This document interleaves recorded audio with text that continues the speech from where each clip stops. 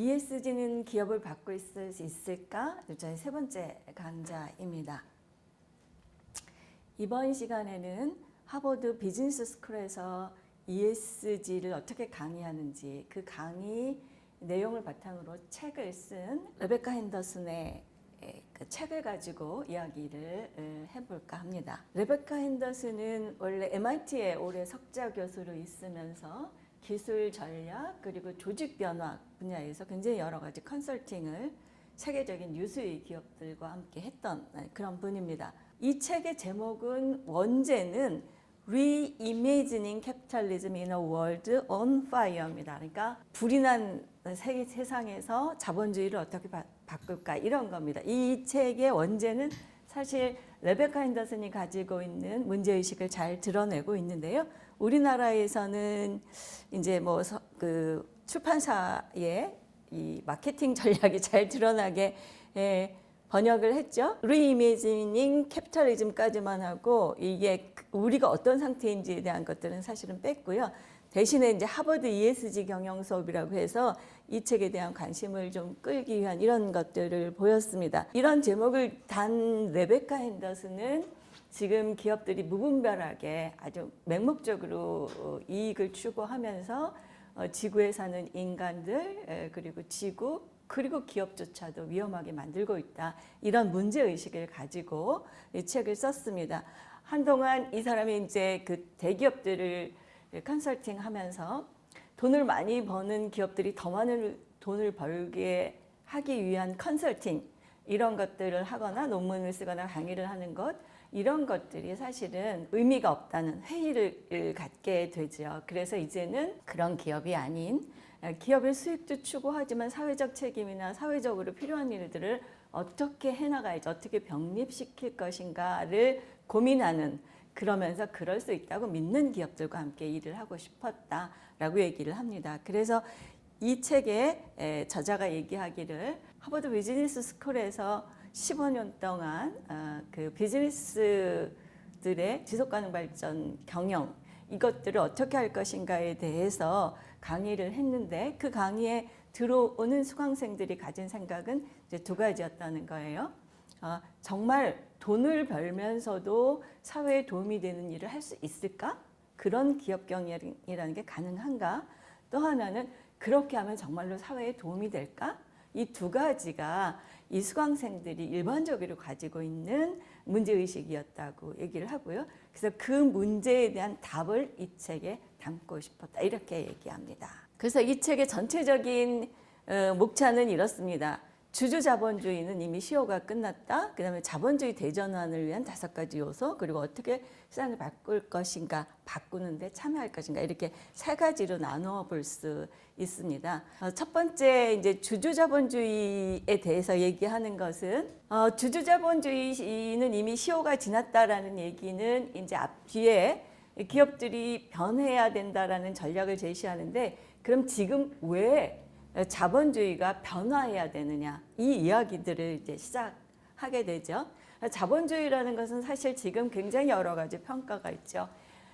인류의 역사 중에서 유례가 없는 풍요로운 사회를 만드는데 핵심적인 역할을 했다라는 평가가 있는 한면에 지금 우리가 닥치고 있는 여러 가지 문제점들, 뭐 거의 지구의 종말을 논하게 하는 이런 여러 가지 환경 재해들이나 이런 것들을 가져온 아주 부정적인 역할들 또는 그것들을 어떻게 종합해서 공과 가를 잘 조정하면서 새로운 형태로 나갈 것인가 이렇게 뭐 여러 가지 이야기들이 엄청나게 많습니다. 뭐 자본주의가 지속될 수 있느냐 아니면 자본주의의 대전환이 어떻게 가능하냐 하는 책들은 정말 수십 건이 있습니다. 그런데 어쨌든 이제 그 레베카 핸더슨은 그래서 지금 주주자본주의의 문제를 어떻게 보아야 하느냐에 대해서 우선 현 시대의 문제점에서부터 출발해보자라고 얘기를 합니다. 현 시대의 문제점, 정말 대규모 환경 파괴로 지구 자체의 존재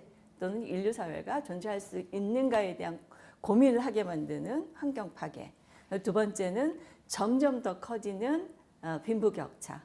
그래서 이제 거의 아무리 성장을 하더라도 위에 10% 그 효과를 가져오고 그 사람들이 자식들에게 그 부를 물려주기 위한 시스템들이 가동되는, 그래서 점점 더 빈부격차가 날 수밖에 없는 양극화로 가는 사회, 이런 사회의 문제. 그리고 또 하나는 이런 것들에 기반해서 지금 그동안 우리 사회를 지탱해왔던 제도들이 무너지고 있다는 거죠. 예를 들면 민주주의라는 제도, 이런 것들이 뭐 퍼퓰리즘이라든가 이런 것들로 이제 거의 제대로 작동되지 않는 상태까지 이르렀다. 이런 이제 현 시대의 문제점들을 제기하고 있습니다. 그런데 이런 문제를 가져온 궁극적인 원인이 뭐냐? 그거에 대해서 아주 한마디로 주주가치 극대화라는 이 잘못된 생각에 우리가 너무나 집착되어 있기 때문이다라고 진단을 합니다. 레베카는. 그래서 이 주주가치 극대화라는 게 왜 이렇게 유행을 했느냐? 1970년대의 특정한 상황 때문에 그랬다라는 겁니다. 그때의 상황이 어땠느냐 하면 시장주의, 자본주의가 하나 있었고 그거에 대한 이데올로기적 대결 구도에 있는 것이 국가경제, 계획경제, 사회주의 경제라는 것이 있었죠. 그래서 이 자본주의 시장 경제가 살아날 수 있을 것이냐 하는 이제 위기의식이 굉장히 많았다는 거고요. 또 하나는 이제 70년대에 오일 쇼크를 비롯해서 굉장히 그 스태그플레이션 같은 이런 경제 위기가 있었다라는 거고요. 또 다른 거는 이때 당시에 이제 이렇게 경제가 문제가 되면서 경영자들이 투자자의 이익을 우선 고려하지 않고 경영자의 개인적 이익을 추구하는 게 문제가 아니냐, 이런 이야기들이 굉장히 설득력 있게 제기가 됐고, 그래서 70년대에는 주주가치 극대화라는 생각이 지지를 받을 만했다. 그런데 지금은 오히려 이것이 기업 자체의 존재도 어렵게 만든다. 예를 들면 코비드 19 할 때도 굉장히 여러 가지로 이제 이야기가 있었습니다만은 세계적으로 굉장히 중요한 의약품을 개발해서 그걸 복제하는데 굉장히 비싼 값을 줘야 되게 만드는 구조가 있었습니다. 예를 들어서 에이즈의 다다프람이라는 약이 있었는데요. 에이즈 치료약을 보통 한 13달러였던 것들을 뭐 700달러로 올린다던가, 이런 게 이제 주주가치 극대화의 그 결과로 나타나는 거죠. 그렇게 하면서 사회적인 엄청난 비난을 받았는데, 그때 그 제약회사의 CEO는 내가 더 올릴 수 있었는데 5,000%밖에 인상을 안 했다, 이렇게 얘기할 정도였습니다. 그 CEO는 이제 사실 그 다른 사건들로 해서도 별로 좋은 평가를 받지 못하고 지금은 아주 어려운 상태에 있다라는 겁니다. 어쨌든 이런 기업들이 그런 가치를 추구하면서 존재하기 어려워지는, 기업조차도 존재하기 어려워지는 것이다. 그래서 주주가치 극대화를 그 목표로 삼게 되면 제약회사들이 이렇게 약값을 터무니없게 올리는 것처럼 이런 문제가 있을 뿐만 아니라, 예를 들면 바다에서는 어획량을 너무 크게 남획을 하는 바람에 뭐 어족들이 고갈되는 문제라든지 기후변화라든지 이런 문제점들이 계속 심각하게 만들어진다라는 거죠. 그래서 이제 이 주주가치 극대화라는 건 70년대에는 잠시 그럴 수 있지만 지금에서는 이게 이제 효용이 없어졌다라고 얘기를 하는 거죠. 그리고 이런 주주가치 극대화라는 것들을 그 기반으로 해서 시장이 그러면 왜 지금과 같은 문제점을 드러냈느냐라는 것들을 몇 가지로 정리를 하는데요.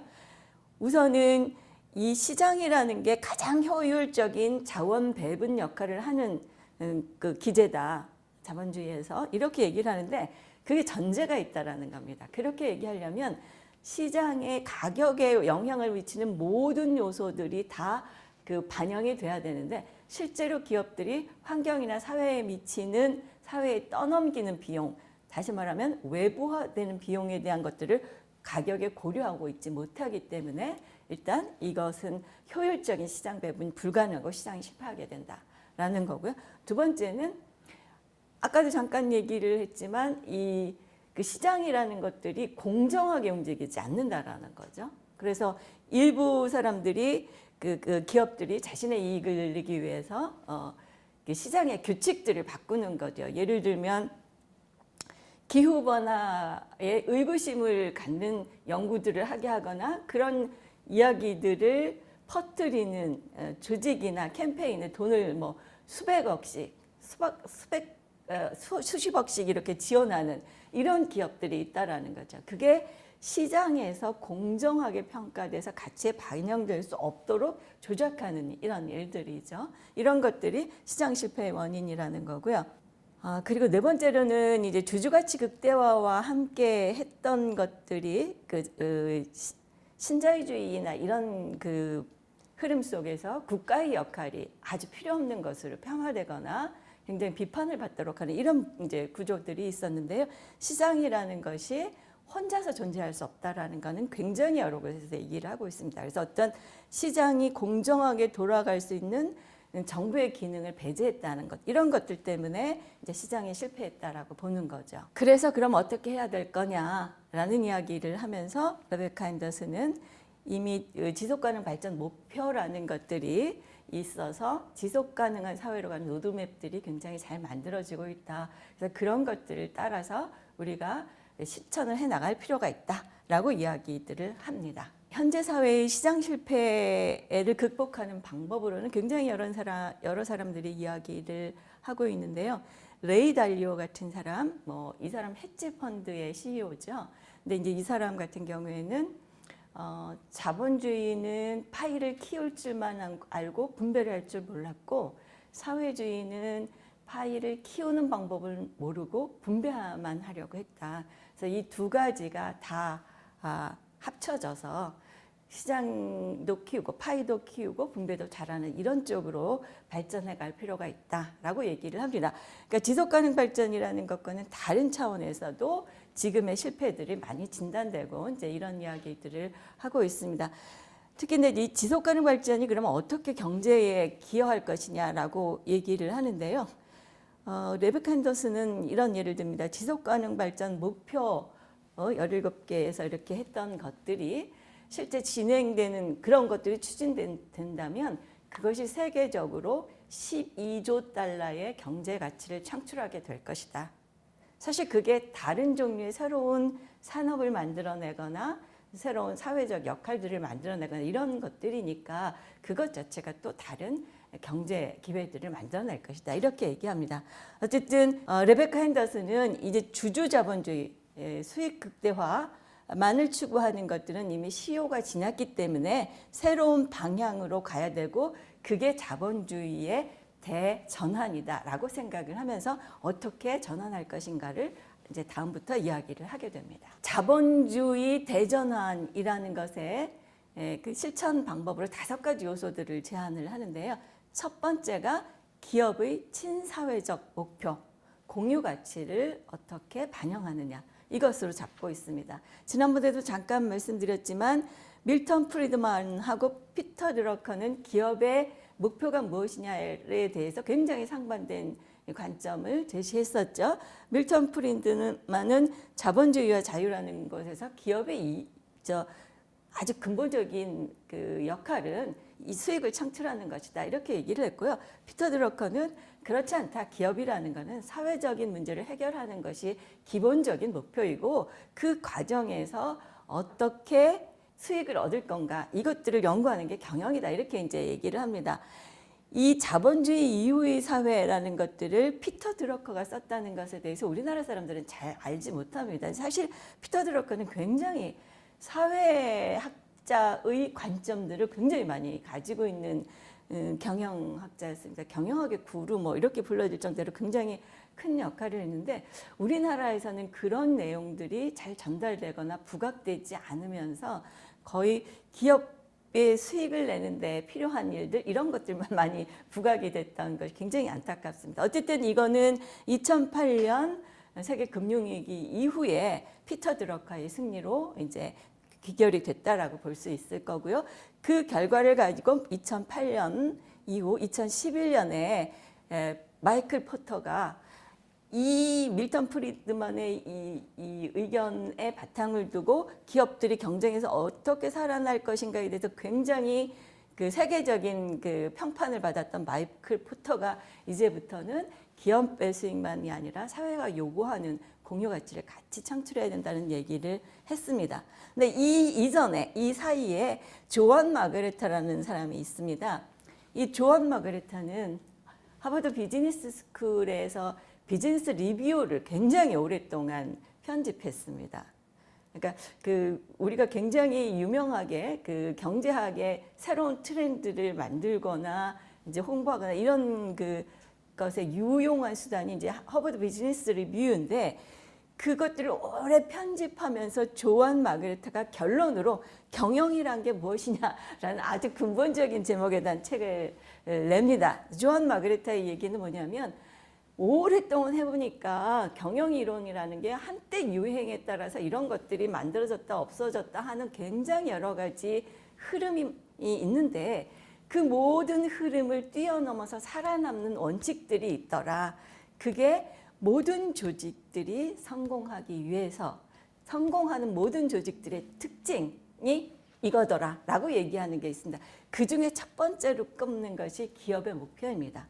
조한 마그레타는 모든 성공하는 조직, 그게 교회 조직이든 뭐 친목계든 아니 기업이든 간에 그 모든 조직에서 성공하는 조직의 특징은 외부에서, 조직 외부에서 조직에게 요구하는 목표들을 잘 받아들여서 기업 내부의 비전으로 만들고 그거를 모든 조직원들이 숙지하고 실행하면 그게 가장 성공적인 조직이더라. 이렇게 얘기를 합니다.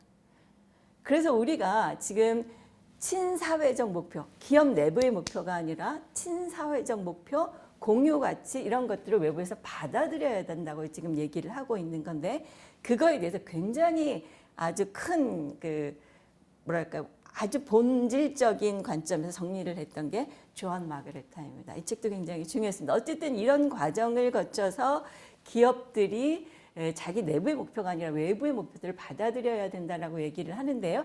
이거에 대해서 레베카 핸더슨은 다른 예를 들어서 이것을 설명합니다. 노르스크 예빈행, 굉장히 이 노르웨이 말이라서 굉장히 이상한 발음인데요. 어쨌든 이 엔지라는 노르웨이의 폐기물 운송 처리 업체였습니다. 원래는. 근데 생각해 보면 폐기물 운송 처리 업체라는 것은 폐기물이 발생 많이 하면 좋고요. 그럼 그냥 많이 그 매립지까지 갖다 주면 수익을 그대로 안정적으로 얻는 이런 기업입니다.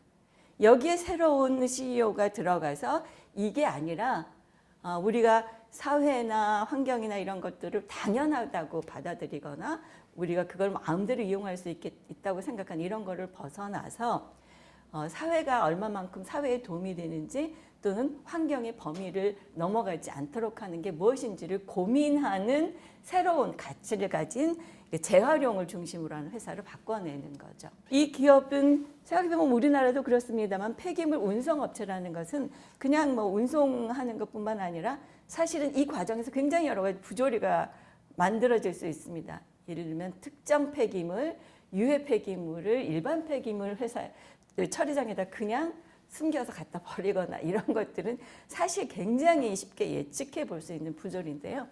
이런 것들이 굉장히 만연해 있었던 게 그 폐기물 운송업체의 상태였어요. 그리고 이게 업계의 그냥 관행처럼 받아들여졌던 거죠. 이걸 다 끊고 이런 그 오염들을 사회적 규칙에 맞게 처리하도록 하는 것과 함께 재활용을 지금 96%까지 하고 있다고 합니다. 그러니까 다시 또 자연에서 새로운 자원을 추출하지 않아도 되도록 자원을 재활용할 수 있도록 하는 거죠. 그래서 이거를 지속가능 발전 가치하고 맞춰보면 자원을 어떻게, 그러니까 재생 불가능한 자원을 어떻게 이용해야 하느냐에는 지속가능 발전에서의 원칙, 이것들을 잘 담고 있을 뿐만 아니라 오염을 줄여야 된다라는 규칙 또는 그래서 사람들의 건강, 안전들을 유지해야 한다는 원칙, 이런 것들을 다 담고 있는 거죠.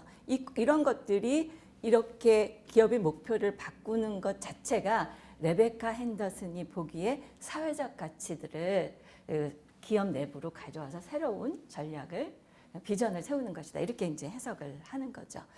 레베카 핸더슨은 이 책에서 굉장히 여러 가지 사례들을 가지고 어떻게 기업들의 목표가 달리 설정되는지를 설명하는데요. 오늘은 저는 ESG와 이 관계만을 포인트를 주어서 다루려고 합니다. 자, 두 번째, 5가지 요소 중에서 두 번째입니다. 그래서 비전을 우리가 바꿨는데 그 비전을 바꾸는 것만으로 그 기업이 바뀌어지냐? 그렇지 않다라는 거죠. 그 비전을 어떻게 행동으로 옮길 거냐에 대해서 이야기를 하는데요. 하나는 하이 로드 펌이고 하나는 로우 로드 펌입니다. 로우 로드 펌은 지금 우리가 얘기했던 앞에서 주주가치 극대화라는 것을 받아들이면서 인간이라는 것들을 기계와 동일하게 생각합니다. 그래서 주주이익을 극대화시키기 위해서는 노동 조건을 악화시키거나 고용을 불안정하게 하거나 임시직으로 전환하거나 뭐 여러 가지 일들을 그냥 서슴없이 하는 거죠. 이거에 대한 다른 생각들이 없는 겁니다. 이렇게 하는 것이 노로드 펌입니다. 굉장히 만연해 있죠. 요즘 근래에 그 뉴스에 나오는 것이 대기업에 취업하는데 굉장히 오래 걸려서 대기업에 취업한 젊은이들이 대기업을 몇 달 만에 떠난다. 왜 그러냐? 당신들이 나한테 월급을 준다고 해서 나를 지배할 수 있다고 생각하는 건 받아들일 수 없다. 이렇게 얘기한다는 거잖아요. 그러니까 인간이 인간으로서의 가치가 뭐라고 생각하는가를 존중하지 않는다라는 겁니다. 그래서 이런 것들은 실제로 이제 목적지향적 기업이 전체적으로 기업을 변화시켜야 된다라고 생각하는 것도 있지만 이렇게 다른 관점을 통해서 어떤 형태로 나가느냐는 사실 지속 가능한 사회로 가느냐 아니냐에 굉장히 중요한 거라는 거죠. 그래서 반대되는 하이로드 펌은 이게 그 기업에서 인간을 굉장히 중요한 그 같은 사회적 가치를 같이 실행하는 동반자적인 가치를 보는 거죠. 그래서 이렇게 갈 경우에는 기업의 충성심이라던가 이런 것들이 훨씬 높아지고 또 창의성이나 이런 것들이 발휘되기 좋은 형태라는 거고 여기서는 그렇지 못하다는 거죠. 그래서 장기적으로 보면 확실히 이쪽에 이익이 있을 뿐만 아니라 이렇게 해야 지속 가능한 사회로 갈 수 있다. 이렇게 이제 설명을 합니다. 세 번째 보여지는 게 재무제설계입니다. 투자 행동을 바꿔야 된다라고 얘기하는데 그게 사실은 ESG와 관련된 부분입니다. 그래서 여기에서 이제 그 레베카 핸더슨이 ESG 지표를 얘기하는 것은 사회가 좋은 일을 하는 것도 이익이 된다라는 것들을 투자자한테 또는 일반 사람들한테 설명할 때 뭘로 설명할 수 있냐? 그래서 이 지표가 필요하다라는 겁니다. 이 지표가 아닐 때는 어떻게 했냐면 단기 수익이 얼마가 났냐? 이것만 가지고 판단을 했는데 이런 지표를 두면서 사회적 가치, 환경적 가치를 그 실천하더라도 얼마만큼 수익을 낼 수 있느냐를 같이 볼 수 있게 해준다라는 거죠. 아직 완전하지는 않지만 지금 굉장히 많은 자본들이 이미 그 ESG라는 평가 기반을 근거로 해서 투자가 되고 있어서 굉장히 그 의미 있는 지표다 이렇게 얘기를 합니다. 다른 하나는 두 번째는 재무 설계를 바꾼데 두 번째는 뭐냐면 기업들이 앞에서 얘기한 그 기업 행동을 바꾸거나 기업 목표를 바꾸려고 할 때 투자자들이 반대를 하는 경우가 많습니다. 이미 이제 그런 건 세계적으로 드러났죠. 그 블랙록에서 ESG를 기반으로 한 평가를 하겠다라고 하는 거에 대해서 반대 성명을 낸 단체들도 있습니다. 그런 것처럼 그게 무슨 소리냐 지금까지처럼 주주이익이 우선이다 이렇게 얘기하는 사람들이 있습니다. 그래서 기업들이 이 방향을 전환하기 어렵게 된다라는 거죠. 그래서 사실은 임팩트 투자 형태를 투자 자원, 투자원을 바꾸자라는 겁니다. 그게 제한되는 게 뭐냐면 그 고용원이 주주가 되거나 그러니까 직원들이 아예 주주가 되거나 소비자가 주주가 되는 이런 형태의 그 투자 자원들을 확보를 해서 활용하게 된다면 기업이 이런 변화를 일으키는데 굉장히 중요하고 용이하게 된다. 그런 것들이 예를 들면 아까 본 것처럼 하이로드 기업으로 해서 그 직원들한테 더 많은 복지와 이런 혜택을 제공하고자 하면 기존의 로우로드 기업에서는 반대를 할 수밖에 없잖아요. 그러니까 이걸 쉽게 하기 위해서는 종업원 지주제도라든지 또는 소비자 지주제도 이런 것들이 필요하겠다. 이렇게 얘기를 합니다. 또 하나는 투자자의 권한을 축소하는 겁니다. 경영자가 이 회사 운영을 해갖고 좋은 기업으로 가고 싶은데 그렇게 했을 때 투자자들이 이 경영자의 경영 실적이 나쁘다고 잘라버리면 아무것도 할 수 없다. 그러니까 이걸 경영자의 권한을 어디까지 보장해주고 어디까지 투자자가 이 권한을 실행할 수 있는지에 대한 것들을 조정하자. 이렇게 세 가지가 재무제설계 편에 나오는 겁니다. 기업이 대전환, 자본주의 전환에 이르기 위해서 재무제설계에 세 가지 요소가 있는데 그 중에 하나가 ESG 지표입니다. 자본주의 대전환 5가지 요소 중에서 네 번째는 공익에는 공동으로 대응한다는 원칙입니다. 90년대쯤이었죠. 나이키가 아시아 지역에서 아동 노동으로 이 신발을 만드는 이런 기사들이 확대되면서 나이키에 대한 불매 운동이 굉장히 대대적으로 일어났었습니다. 그래서 나이키가 한 일이 뭐냐면 그러면 우리한테 여러 가지 형태의 그 제품들을 반제품이건 제품이건 이런 것들을 공급하는 서플라이 체인이 이런 아동 고용을 근절하기 위해서 어떻게 해야 되느냐 이걸 이제 고민하게 되죠. 그런데 이게 나이키 말고 다른 경쟁사들이 굉장히 여러 개 있습니다. 그런 다른 경쟁사들은 안 하고 자기만 하면 이 문제가 해결이 안 됩니다. 왜냐하면 아시아 지역에 있는 이런 영세한 노동자들은 여전히 싼 값의 임금을 줄 수 있는 아동 고용을 선호할 수밖에 없게 되죠. 그래서 나이키가 모든 경쟁 업체들을 모아서 그 협의회 같은 것들을 만듭니다. 그래서 우리가 여기서 모든 서플라이 체인에서 이런 일이 일어나지 않도록 공동으로 대응하자. 그렇지 않을 경우에는 그런 그 서플라이 체인들은 우리가 그 받아주지 않도록 하자. 이런 이제 협약을 만들어서 공동으로 대응을 했다라는 거죠. 혼자서는 할 수 없는 일들을 한꺼번에 하는 방법으로 자율 규제라는 방법이 있다라는 겁니다. 보통 협의회 뭐 이런 것도 우리나라에서는 뭐라 그러죠? 협회 뭐 이런 것들이 그런 역할들을 많이 하는데요. 실제로 자율 규제의 전제는 뭐냐면 모든 사람들이 참여하면 모든 사람들이 이익을 얻는다라는 거예요. 근데 거기에서 나는 참여는 안 하지만 이익을 얻고 싶은 사람들, 무임승차자들이 나타나게 되죠. 이건 뭐 기업이 수익을 극대화하겠다고 생각하면 아주 쉽게 볼 수 있는 기회이죠. 그래서 이런 것들이 무임승차가 굉장히 고민스러운데 이 무임승차라는 것들이 규제가 되기 위해서는 사실은 기업의 힘만으로는 어렵다. 이게 이제 레베카 앤더슨이 이야기하는 겁니다. 그래서 5번째로 이야기하는 게 정부의 역할입니다. 시장과 정부는 균형을 이루어야 된다라고 얘기를 하는 거죠. 폴라니가 40년에 자본주의 아니면 그레이트 트랜지션이라고 대전환이라는 책을 쓸 때 거기에서 한 이야기가 시장만 가지고 세상이 돌아가지 않고 시장이 돌아가기 하기 위해서 뒤에 정부 사회 쪽에서의 다른 하나의 서클들이 움직이고 있고 이게 없으면 안 된다라는 이야기입니다. 다시 말하자면 이 레베카 핸더슨이 보는 것도 시장의 기능만으로는 자본주의가 변화할 수 없기 때문에 뒤에서 정부의 역할들이 필요하다. 그 정부의 역할과 시장의 역할을 어떻게 균형을 맞추는가가 굉장히 중요하다. 이렇게 얘기를 합니다. 예를 들어서 아까 우리가 앞에서 얘기했던 것들을 보면 하이로드 기업이 임금을 제대로 좀 잘 주려고 하지만 그렇다고 해서 그 하이로드 기업의 역할만 가지고 되느냐? 그렇지 않다라는 거죠.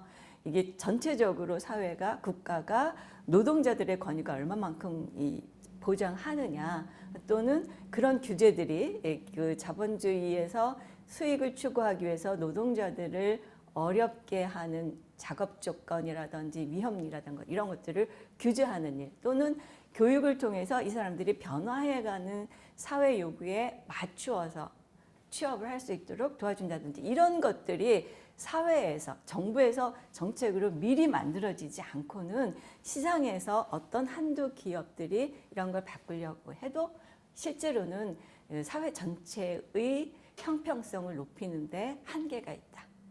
그래서 정부의 역할이 굉장히 중요하다라고 얘기를 합니다. 정부의 역할은 사실 신자유주의라는 흐름이 굉장히 세상을 지배하던 시기에 굉장히 폄하됐었죠. 정부가 시장에 관여를 덜 할수록 시장은 잘 운영된다라고 얘기를 했지만 그 결과가 지금 엄청난 환경 파괴, 불균형 뭐 이런 것들로 이제 왔다라는 거죠. 그래서 다시 시장보다는 정부의 문제가 중요하다라고, 정부가 어떤 역할을 할지가 중요하다라는 거죠. 이 이야기와 비슷하게 주장되는 게 국민들의, 사람들의 그 생활을 온전히 시장에다가만 맡기는 경우에는 가난한 사람들은 살 수가 없다라는 거죠. 모든 거를 시장에서 사지 않으면 안 된다. 그러면 지금 이미 물도 사 먹어야 되는 시기가 돼 있지만, 이렇게 하면 정말 가난한 사람들의 삶은 보장할 수가 없기 때문에 점점 더 공공재라는, 정부가 기본적으로 사람들이 생존하는 데 필요한 것들은 조달해 줘야 된다라는 그런 목소리들이 굉장히 높아지고 있죠. 그래서 정부가 시장을 통제하는 것뿐만 아니라 시장이 아닌 다른 기본적인 대안들을 만들어주는 공공재를 확보하는 역할, 이런 것들이 굉장히 중요한데, 그래서 시장과 정부의 균형이기도 하지만 시장과 공공재의 균형이기도 하죠. 이런 균형들이 필요하다라고 보는 겁니다. 그래서 다시 이제 돌아가서 그 자본주의 대전환에서 레베카 핸더슨이 얘기하는 것은, 사실은 우리가 ESG라고 얘기할 때 딱 핵심적으로 다루는 것은 요것 중에서도 첫 번째이죠. 그래서 ESG 요 지표만을 가지고 얘기들을 하게 되는데요. 그게 아니라 자본주의 전체를 바꿔야 되고, 지금 주주자본주의라는 여기에 묶여 있으면 이런 변화가 가능하지 않기 때문에 이런 변화를 해야 한다라고 얘기를 하는 거거든요. 그러니까 우리가 만약에 여기서 ESG를 출발한다고 하면, 기업은 여전히 주주가치 극대화가 목표이고요. 기업은 여전히 이 주주가치 극대화를 위해서 로로드 펌이 되는 거고요. 그렇게 되면 자본주의가 변하지 않는다는 거고요. 또 이런 상황에서 결국은 협력이나 시장과 정부의 균형, 이런 것들, 또는 시장과 정부의 균형을 맞추기 위한 여러 협의체와의 협력, 그런 것들이 가능할 것이냐, 가능하다고 볼 수 있을 것이냐라는 거죠. 실제로 우리가 여기에서 첫 번째 ESG라는 지표만을 가지고는 기업이 지금 우리가 닥친 문제들을 해결하기 위한 방향으로 변화하도록 추동하는 것이 불가능하다라고 보여지는 거죠. 그래서 여러 가지가 있습니다. 어쨌든 이제 그렇게 하기 위해서 세상을 바꾸는 작은 힘에서는 굉장히 다양한 이제 실천 사례들뿐만 아니라 개인적으로는 어떻게 해야 될 것이냐에 대한 이야기들을 많이 합니다. 그래서 개개인들도 자신의 목표를 찾아야 되고, 자신의 목표들을 어떻게 아주 당장 작은 것부터 실천해야 되고, 뭐 이런 여러 가지 것들을 제시하고 있습니다. 그래서 결국 자본주의라는 지금 현재의 시스템이죠. 세상.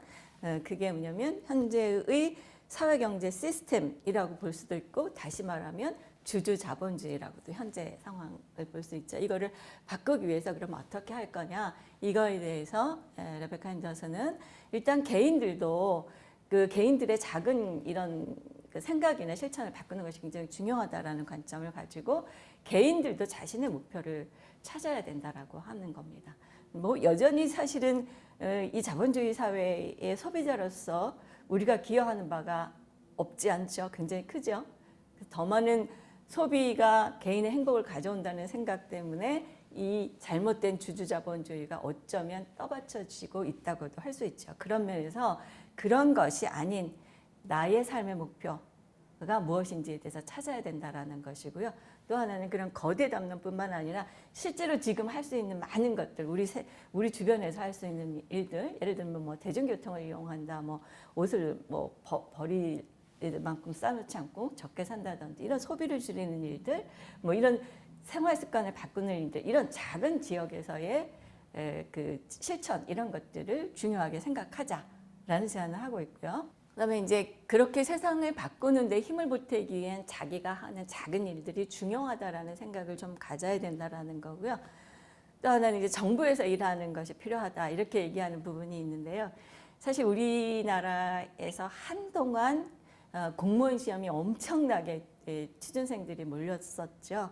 근데 그렇게 들어간 사람들이 또 빨리 나오거나, 아니면 나오지 않더라도 그 사람들이 공직사회에서 일을 하는 이유가 그냥 안정적인 월급을 받을 수 있기 때문이다 라고 한다면 사실 세상을 바꾸는 힘이 될 수는 없죠. 그런 건 아닌데 어쨌든 정부가 할 수 있는 역할이 중요하다는 것을 인식하고 정부에 들어가서 일을 하는 것이 필요하다라는 이야기를 하고요. 또 하나는 정치적인 행동이 필요하다라는 겁니다. 쉽지 않지만 정치적으로 이 문제들을 어떤 식으로 실행하게 할 것인지, 정치에 어떤 영향을 미칠 것인지에 대해서도 우리가 생각을 해야 된다라고 얘기를 하고 있습니다.